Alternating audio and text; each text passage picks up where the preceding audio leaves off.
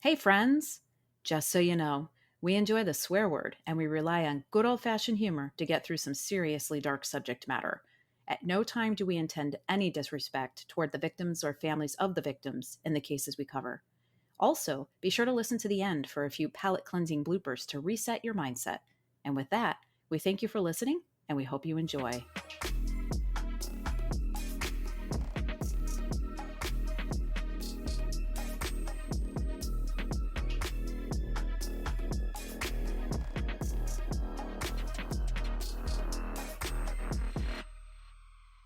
Hey, friends, welcome to Crime Will Tell.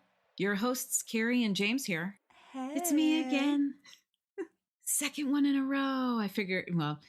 James, I figured you could use a break. Yeah. Now we're getting back on track to every other one. Yes, definitely. Boom. Today's case is bonkers. Oh, great. And it's a different genre of true crime. So last episode 74, was a tough one. It was about the incredibly sad deaths of 5-year-old William Byer and his 3-year-old sister Danielle. This episode is like a fucking palate cleanser. And also, I have opinions. And I suspect you will too. All right, Okay. To kick us off properly, what are your taste buds bathing in this evening, my dear? I am just sipping on a Corona. We had some Mexican beers yesterday with our friend LP. They hit the spot, and I was like, I'm going to stay on the track. They just nice and refreshing. So it's just a Corona evening for me. What are you drinking? You're not going to mention at all that we've been already drinking all day? You're just going to leave that out? Yeah. 'Tis the season of graduation parties. Yeah. And we went to a graduation party today, and I just sort of kept the whole thing going. Here we are. Nice. It's 7 p.m. So I have pre-gamed. So I'm already at the stage. So I am drinking water. Okay, that's wise. I took a little break in between the graduation party and now. Oh, you did? So I did not. I'm back on. Also, can I say high five for graduation parties that provide alcohol? Smart move. I like it. All right. Well, cheers, my friend. Cheers to you. Clink. So we are up to 81 YouTube subscribers. First of all, you 81 YouTube subscribers, fucking thank you. Yeah. Because that's pure organic growth, and we're proud of that. You 81 individuals, you subscribed to us because you wanted to. And you are the old fucking G's. We don't use bots. We don't do all the little things a lot of other podcasters do to make their numbers look as good as possible. We do nothing. What you see is the honest to God, the raw, authentic truth. We do this for the creative outlet it provides us, and it gives a voice to the victims. And that's if we're going to do this, at least there's something really good coming out of it. And so we want our growth to be legitimate. And despite only putting our audio episodes on our YouTube channel for now, we are tantalizingly close to our first 100 subscribers. So if you haven't yet subscribed to our YouTube channel, we humbly put out a call to action. Please subscribe. Ask your friends to subscribe. Share with others you feel would enjoy our podcast and ask them to subscribe. Notice I didn't say you had to also listen. And you get the humble brag of being part of the OG community. Right. For Crime Will Tell. So I just wanted to put that out there. Moving on from uncomfortable pandering, but I did my part. Thank you in advance. So we can have a little fun with this one because nobody dies. It's a true crime case. You'll understand why true crime can take a lot of forms, whatever, but nobody dies. And while a whole lot of people could have died, theoretically, nobody did. Oh, okay, good. So the scene, a brightly lit hallway of a middle school in Moorhead, Minnesota, busy with the chaos of young humans with their hormones leading the way, scurrying about to class. I'm setting the scene here. Middle school's supposed to be were you in the squeaky, gleaming hallway of a middle school? felt like a backpack automatically on me. I was stressed out about a paper. Yeah, it was I amazing. love it. My bowl Well, cut was growing out. Woo! so middle school is supposed to be the place where, like, you're in the in between, right? You're not a child really anymore, but you're certainly not a teen or a young adult, right? So Right. is that why it's called the tween? I'm Yes. today year old when I figured that one out. Woohoo! Good So job. anyway, but middle school's supposed to be sort of like you're not completely innocent, but you still have a nice fucking lard layer of innocence when you're in middle school. And so Yeah. really what you should be worried about is fuck, I have a paper due. Or if like that special someone over there like knows you're alive, just oh my God, doesn't even know I'm alive. Yeah. Do I have anything in my Anyway, braces? do you like my braces? Or basically, essentially, you have like no fucking responsibility. You ask a Yeah. middle schooler, like, do you think you have responsibility? And they'd be like, oh, I'm drowning in responsibility, which I acknowledge today's middle schoolers have way more responsibility than like when we were in middle school. Anyway, in Moorhead, Minnesota, which Moorhead, Minnesota is right on the border with North Dakota. Moorhead's right there on the border. Horizon Middle School spent this past school year starring in their own limited self produced production of Breaking Bad, preteen edition. What? Yeah. Let me take you all the way back to just about 6 months ago. The 11th of December, 2025, a 13-year-old boy walked into Horizon Middle School for the school day carrying 1,500 fentanyl pills. Whoa. Mm-hmm. 1,500? 1,500 fentanyl pills. Jesus Christ. I feel like the investigators assigned to this case were probably like, surely this must be a mistake. I don't know why, but in my brain, they talk like Sherlock Holmes talked. Surely this must be a mistake. Surely Yeah. it was only 15 fentanyl pills. You mean Pokemon cards, right? Or at fucking most like 150 pills. Nope. 1,500 fentanyl pills. And these particular pills were manufactured to look like blue M30s, except they were counterfeit. They weren't blue M30s. They were fentanyl pills. I didn't know what a blue M30 was. Do you know what a blue M30 is? I don't. I feel like that is an airplane. I don't know. It might also. I had to look it up. Blue M30s are oxycodone pills made by a very specific pharmaceutical manufacturer. They look like small, like little small round light blue pills. I always thought blue pills were Viagra, but I guess there are other blue pills out there. And on one side, there's a stamped letter M. And then on the other side, there's a stamped number 30. And the 1,500 pills that this kid had in his possession were illicit fentanyl pills designed to look like a prescribed pharmaceutical product. Oh my God. Which is fucking horrifying because fentanyl pills are wildly inconsistent in potency. Yeah. Because they're illicit. One pill could send you sky high, the next one could kill you instantly. I know fentanyl is no joke. Like, I know this, but I didn't realize just how fucked up that shit is. Apparently it's like 50 to 100 times, 50 to 100 times more potent than fucking morphine. Jesus. And a lethal dose can be as small as 2 milligrams, which for the visuals out there is equivalent to about the size of a few grains of salt. Whoa. That can kill you.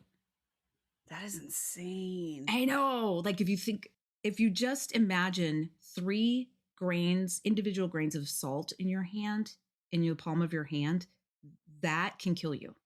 That's insane to me. It's no wonder fentanyl is the number 1 cause of overdose deaths in the United States. Well, yeah. And to be able to manage like such small quantities, like I don't know how you could do that. Like I don't know. Such teensy tiny precision to like get the right safe amount into a pill. Like that seems almost impossible. And there's no regulation. It's all street drug. Ooh, you got to be pretty like addicted to be willing to put your life on the line like that, I would think. Well, yeah, and so many times people don't even know that they're taking it, which is the issue. You think you're taking an oxy, but it's actually got fentanyl in it, and that's when you like Oof. what people are used to taking and know they can handle and manage, and then there like happens to be fentanyl in it, and then they die because they had no Oh, idea it was in there. Yeah. That's part of the reason there's so many opioid deaths but is because but they're laced with fentanyl. it's attributed to not getting not taking prescribed. They're taking illicit. Correct. Okay, Yeah. okay. Anyway, so this 13-year-old kid walks into his middle school with these fucking 1,500 fentanyl pills hanging out in his backpack. Okay, each pill is worth like 25 bucks. Each pill. Damn. Making this kid walking around in that middle school with more than like $35,000 worth of street value of these pills kind of blew my mind a little bit. My Yeah. first thought was like, really? Like a kid doesn't just 1,500 isn't an accident. No. Those don't just slip in there. This kid was for sure planning to distribute, planning to sell, planning to, like, I don't know if he was drug muling. Kind of hard for him to argue otherwise, just due to the sheer number. I'm picturing this zipper, like this freezer Ziploc bag just bursting at the seams, Yeah. like, like just fill. Anyway, another kid just happened to notice this bursting bag of pills hanging out in this kid's backpack because, this kid didn't keep his backpack shut Dumbass. and immediately reported it to the school's resource officer, whose name is Jessica Horn. SRO Horn initiated the school's protocol for responding to a report of a controlled substance, which includes alerting the local police as part of their safety measures. SRO Horn, SRO stands for School Resource Officer, Horn located the student in his class, was like, hey, come with me, and secured the giant bag of pills. Good. When the police arrived and field tested the pills, they confirmed that they were indeed fentanyl and not oxycodone. The 13-year-old was arrested for first-degree possession of a controlled substance and was transported to the West Central Regional Juvenile Detention Center in Moorhead, Minnesota. I want to know why we insist on the longest names on the fucking planet for all of the buildings that we have in the United States. Right? Why can't we just call it kid jail? I don't know. Now, due to this kid's age, again, he's 13, not much reporting on the details is out there, specifically about him, what's going on with him, court dates, dockets, things like that. That stuff, they don't release it because he's a minor. So there hasn't been anything, I couldn't find anything on like motive, intent. I couldn't find anything about whether or not this student was running in between as a mule, or if he had some kind of like an operation, or if adults were behind this whole thing. I don't know. There hasn't been really anything. Apparently, police are still actively trying to figure out how he got the pills and whether or not he had distributed any before being discovered. So the investigation is still openly, actively being investigated. And as far as I can tell, this student is still detained at that juvenile detention center. There's been nothing to suggest this kid's parents had any involvement in supplying the pills or having any knowledge of the pills, though it does appear that this piece is also still part of the active investigation, meaning Okay. were there any adults involved? If yes, who were these adults? Why and how did they come to be involved? Were they the ringleaders, et cetera, et cetera? This is a situation that is a serious one that plagues most schools here in the United States. Drugs is a big problem. And if this kid had decided to sell or distribute even just a few of those fentanyl pills got out, students could have died. Oh, for sure. Thankfully, that didn't happen. Yeah. In my opinion, there's no way adults aren't involved here. Oh, yeah. No way. So, yeah.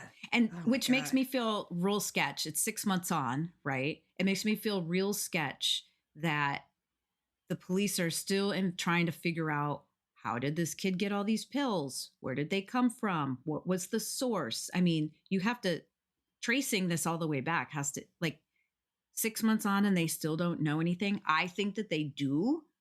I just don't think that they're reporting it because of his age. Right. So I don't know what's going on.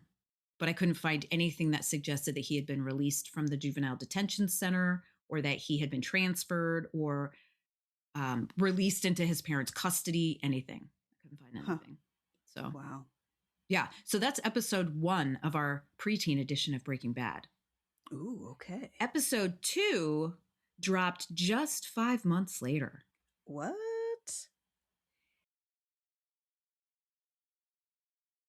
Let's now go back to the future from December 2025 to May of 2026 and the sour strip candy incident. Okay. That sounds intense. On Monday, May 18th, 2026, a 12-year-old arrived at Horizon Middle School to start another week of classes with a little special something to make the day more fun.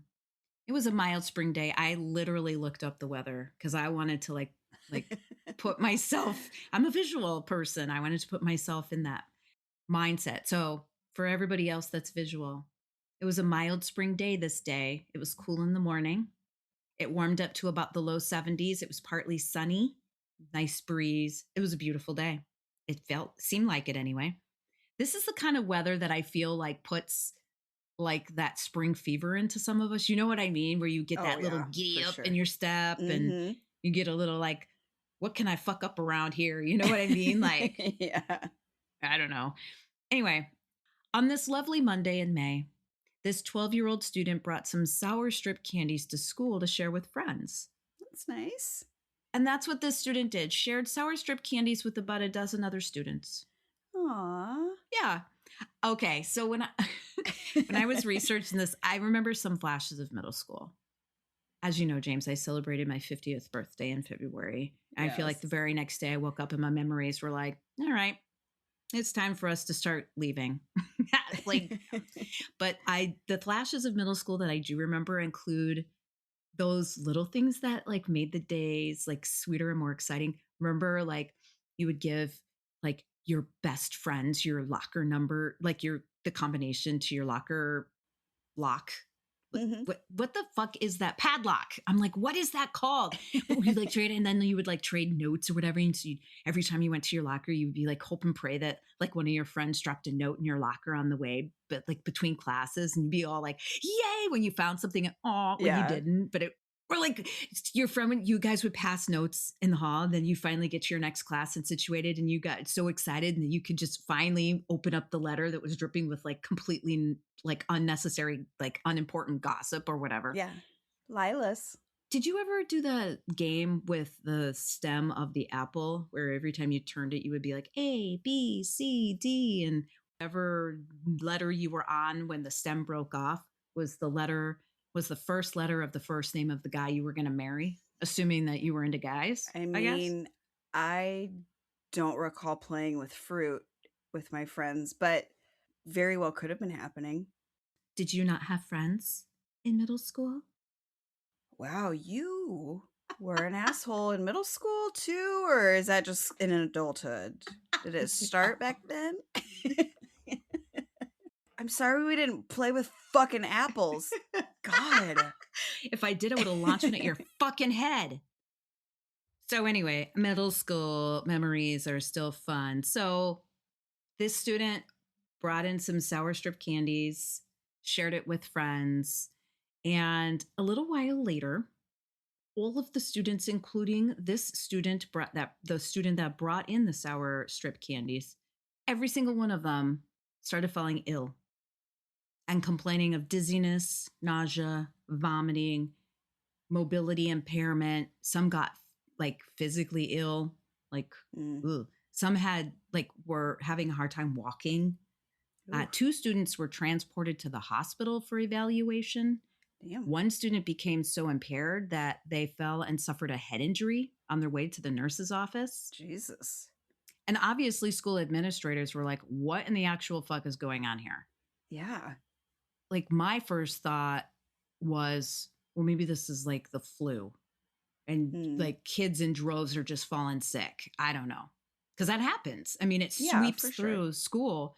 And if these were all kids that, hung out a lot, it would make sense that like one kid got sick from the other, but for it to all happen like at once is kind of bizarre. Logically, that would make sense to me that the school would err on the side of some kind of virus starting to sweep through. And that wasn't what this was, though. From what I can gather, it seemed to be the students that got sick that put two and two together rather than like the administrators or like the school staff. Okay. Most of the students fell ill just a short while after consuming the candy. So even to a 12-year-old, the logic of, I ate the candy and now I feel like shit makes sense. Like Right. the line of sight between I ate the candy and now I do not feel good is so small, they can put it together. And I'm assuming that, like, as they're, like, trying to get to the nurse's office and stuff, or they see a kid getting transported out, like, these kids are probably likely interacting on some level, or, like, there's probably, like, a group of them that are like, "Are you sick too? Holy shit, so is so and so," and Yeah. it probably was pretty easy to connect. Like, if they were all at Yeah. different schools, different Yeah. locations, that they might not have put it all together, but Yeah. It was jeez. easy. But it was so as the students started coming into the nurse's office because they weren't feeling good, they were all doing exactly what you just said. Like, oh, I feel like Okay. shit. Yeah, me too. That's weird. It kind of started not long after I ate that sour strip candy that we got. Oh, yeah, me too. Now that you think about, and then, they start putting two and two together. Well, the school staff was like, huh, maybe it was tainted or something, but these kids have some kind of stomach issue going on now. And so they initiated their established safety protocols and they contacted emergency medical services. When EMS arrived, police also arrived. I believe that's standard practice nowadays, especially for some schools in the United States, maybe all schools nowadays. I don't know. Mm. And it was EMS and police that, after observing the students' behavior, suspected that they were high as a motherfucker. They're like, Oh, poor things. I'm picturing how this might have gone down, right? Students start getting ill, school staff getting concerned. They initiate the standard protocol for a medical emergency. EMS and police arrive, take one look at the students, look at each other, and recognize the students as they are high. That's right, folks. We've got a dozen students experiencing a really shitty high. Yeah. That's what We've this got is. like a baby Woodstock happening, but they aren't aware of it. They are just not feeling good. They're just those poor Oh. kids. They all just were, they were fucking paranoid, Oh my God. And that, Yeah. like, being high is like one thing if you know what to expect. But if you, like, when you don't expect it and you don't know what's wrong with you, you don't, Yeah. like, it's fucking It's scary. scary. Yeah. And none of Yeah. those little babies have probably, hopefully, ever been high. Or did they? I don't know. Oh, maybe. I can't find that anywhere. If you know I didn't take anything, I couldn't be high because I haven't taken anything. You know, like, if I feel drunk as shit, but I haven't drank alcohol, I'm going to be very confused. So initially, what was interesting is not a single sickie wanted to cooperate with the police, who, Oh. rightfully so, were trying to source out the drug source. Yeah, no shit. They did not. Well, listen, snitches get stitches. That's why I don't know if these kids knew that these sour strip candies were innocent or not. Gotcha. Do you know what I'm saying? None of them wanted. Or if but I don't know if it's just like they're 12, 13, 14-year-olds or whatever, however the fuck you are in middle school, 12 or 13 years old, and they don't want to talk to cops. That's just the way it is. I don't know. It's also possible that the student that handed out the sour strip candies had no idea that they weren't Right. just sour gummies, because that's what they look like, sour gummies. But anyways, not a single sickie wanted to cooperate with the police. But as soon as the parents got involved, can you imagine getting that phone call? No. Yeah. Hey, Mrs. O'Brien. Yes. We have your son down here at school. He's high, really, really high, like a bad trip high. So we need you to come get him and just let him lay down. Could you imagine? And you're like, what? my 12-year-old's what? And it's like a Monday. It's a rando Monday. But as soon as the parents got involved, and I'm speculating, basically told their kids to give up the information or else, they eventually ratted out the 12-year-old student that had initially brought the sour strip candies to school, which gave the police what they needed to figure out where the student lived and who they lived with so that they can figure out where the fuck these things came from. So they got a search warrant to properly investigate the student's home, and holy hell, what a find. Oh, God. Now, before we get into the part of the investigation that takes this situation out of Horizon Middle School and into the home of the student that is the star of the second episode of Breaking Bad Preteen Edition, I just want to touch on two items I was questioning.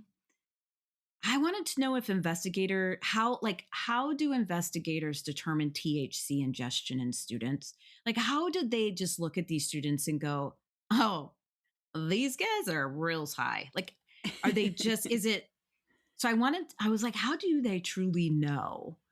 And do schools do any field testing on unknown substances? Like, Mm. because I think drugs are very common, certainly in high schools, clearly now in middle schools. I imagine that like EMS and police see a lot of people who are freaking out because they got too high. And because when you do, it's an awful feeling to be too high. Your heart's fucking racing. Like you can have a panic attack. Like you can, I mean, it makes you feel like your heart's going to beat out of your chest. Like, so I imagine they probably get calls of people like, I think I'm having a heart attack. And they're like, nah, bro, you just took a gummy too many. You gotta just ride this shit out, bro. Like, and so I wonder if they're like, yep, there's another one, but this I is just think little babies. I think you're exactly spot on, because basically what happens when students start acting quote unquote suddenly weird, like it's called cluster symptoms. You don't take what it's like, if you've got all of these, you're basically checking like the box of, yeah, you're probably high. Yeah.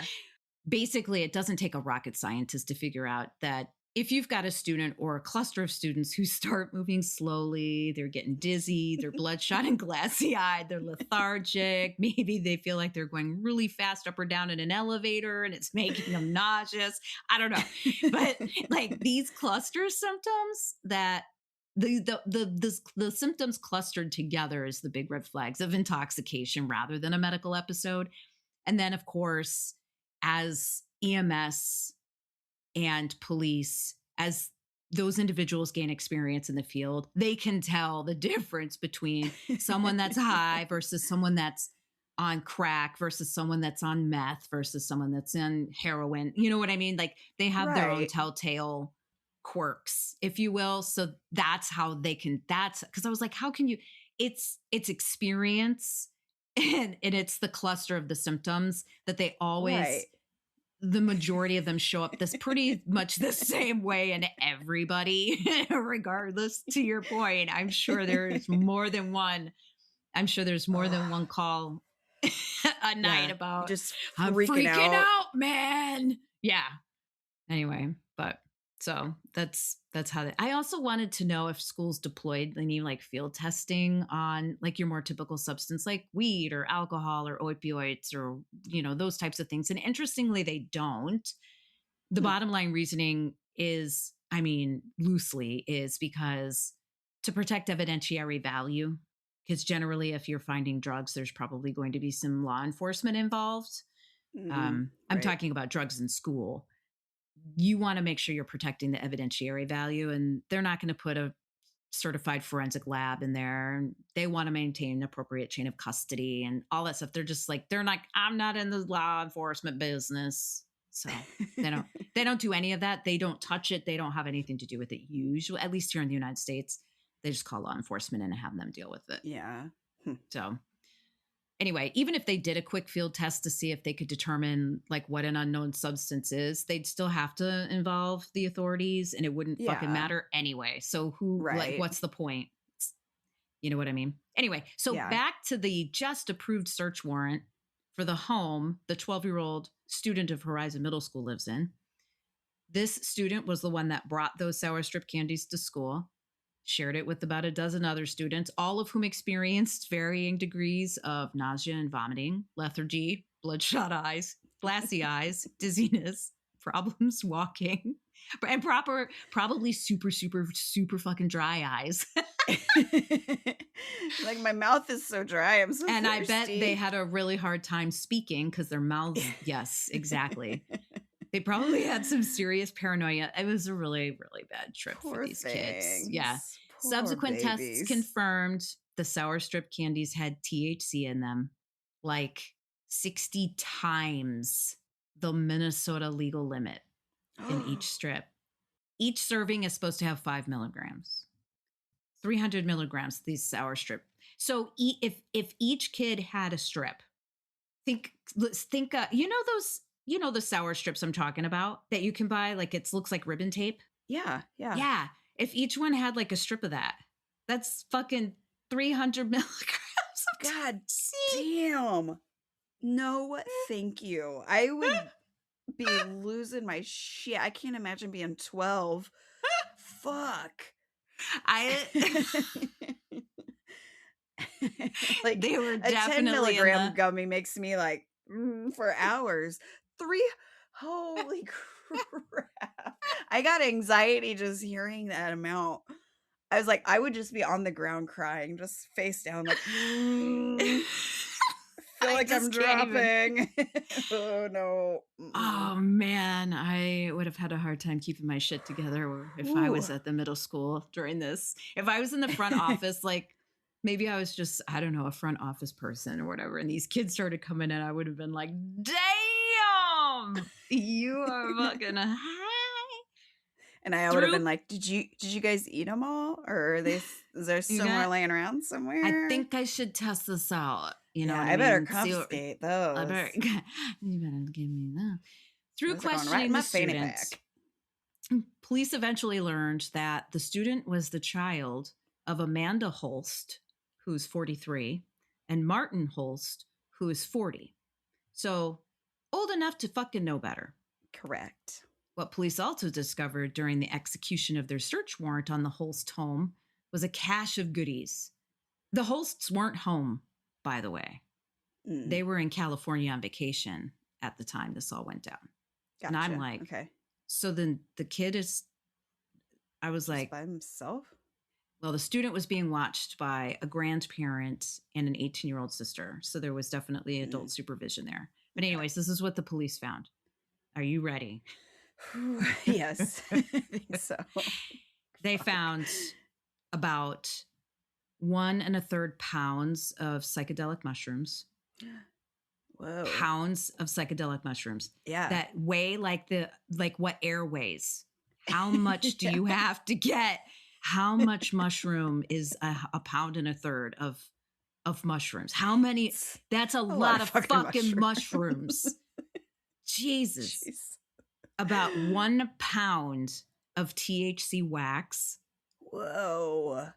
An unspecified quantity of THC flower, but there was notable flower. Roughly 1,900 THC vape cartridges. Approximately $73,000 in cold hard cash. Oh my God. At a basement storefront complete with packaging, scales, and thank you bags. So they just had a full-on fucking operation out of their house. They did. Damn. And police also learned that Martin Holst, the child's father, was using the child as a drug mule to sell THC vape cartridges at Horizon Middle School and then bring the cash back to him. This is bananas. Fucked up. Yes. I mean, I appreciate a good entrepreneur, but you don't involve your kids in your fucking illegal schemes. Oh my God, that's crazy. So like what I said before is what isn't known is if the student knew they were bringing weed sour strip candies to school or if they just thought they were sour gummies. Like, I don't know. Either way, big giant bummer for Martin and Amanda because now they've been ousted and arrested and charged with first-degree possession of a controlled substance or substances or like several substances. There were also several other juveniles in the Martin and Amanda Holst home, and all of those children were referred to the county social services for removal. So basically, several kids just had their entire lives turned upside down because of this. Yeah. I wasn't able to gather any verifiable information about whether or not all of these children were Amanda and Martin's children, if the children all were related to each other. Like I couldn't find any information, which is probably not a bad thing. I wonder if the parents were in California getting more product. Oh, I didn't even fucking think of that. 100%. 100%. We're only down to 1,900 THC vape cartridges. We need more. Clear out another bedroom. Make the kids bunk up. Martin and Amanda Holst appeared in court on May 21st and have remained detained at the Clay County Jail with bail set at $400,000 for Mr. Martin and $10,000 for Miss Amanda, which I'm not a bail bondsman, but isn't it 10% of the bet? You have to put up 10% cash. Well, they had that in cash. That's $40,000 for Martin and $1,000 for Amanda. So I don't know. They had a court hearing scheduled for June 2nd. However, I can't find anything suggesting that hearing ever happened. There aren't any there's nothing. I wouldn't be surprised if it got delayed. Very common in our judicial system.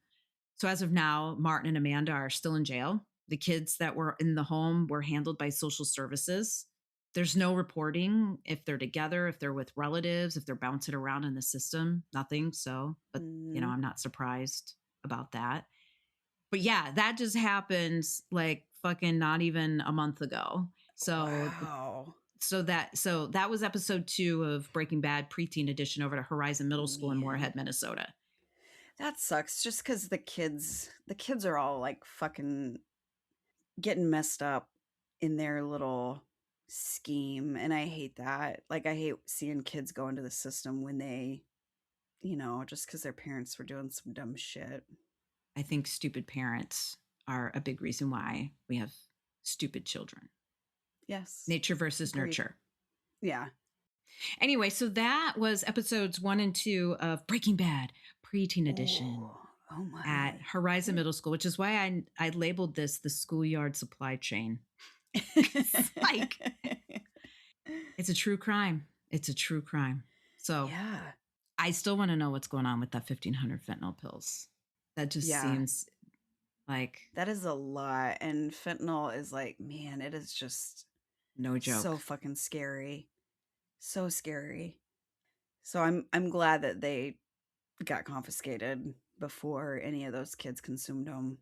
Someone is fucking pissed that those got confiscated. Because that was what, 35 grand worth of pills? And I mean, those little dipshits eat Tide Pods and will do cinnamon challenges and whatever the fuck they see on TikTok. Of course, if some kid goes, here, have an oxy, they're going to swallow those up thinking they're so cool. And I guarantee at least one of those kids would have died. No doubt. Like, that is scary as shit. You're right. Kids nowadays just kind of do. Just you say, here, take this. They're like, okay. Yeah, I'm cool. I'm going to do a drug. All right. Yeah. Like, I'm at school. What's the worst that could happen?